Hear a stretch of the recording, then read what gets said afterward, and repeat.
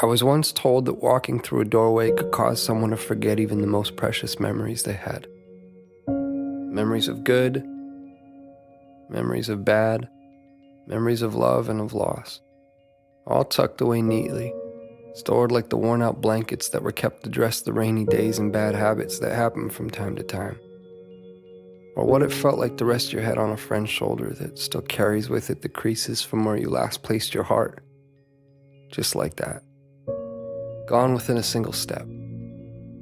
That somehow 3 beams and an imaginary line drawn across some old aching floorboards were all that stood between you and the infinite silence of the very things that once colored your mind with sound.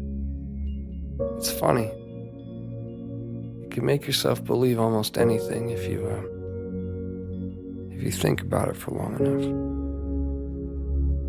Was that you? Was that you?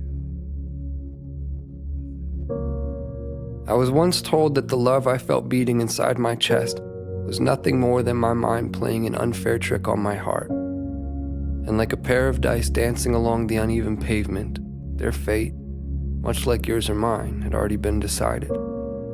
That even the cracks that drew their faults between 2 opposing sides could not escape a fate that was always destined to be sealed.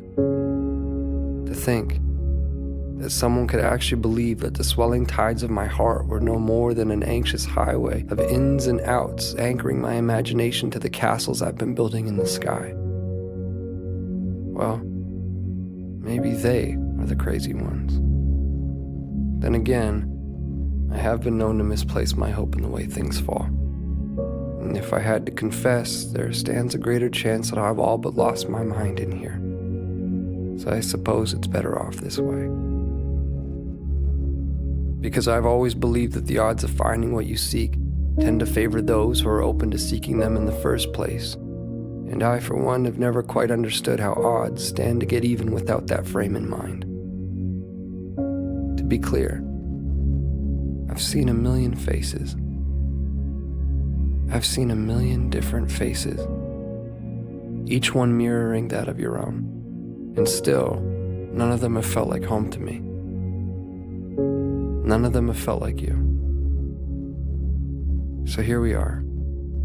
And I can vaguely and strangely trace your outline. I can remember what it felt like to hold you. I can remember what it was like to stare blindly into your eyes for what felt like an eternity.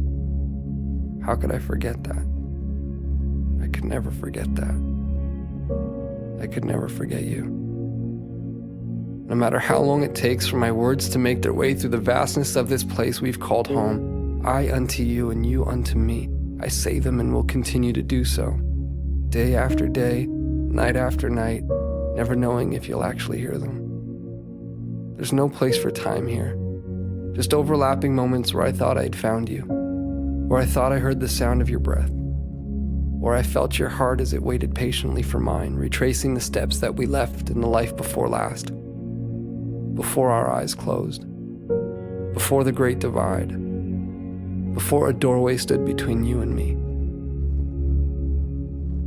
As it stands, I found myself in that doorway again, with both feet in and your heart on my sleeve. But I can't bring myself to walk through this time. Not yet, at least. Not until I take one last look and see that it was you. That it was always you. Our hearts strewn across those old fragile floorboards. The silhouettes of each and every one of our memories playing out like a story that we both know we've seen before. I remember now. This was where I first found you. Beyond those closed doors, I will find you again. My love, I will find you again.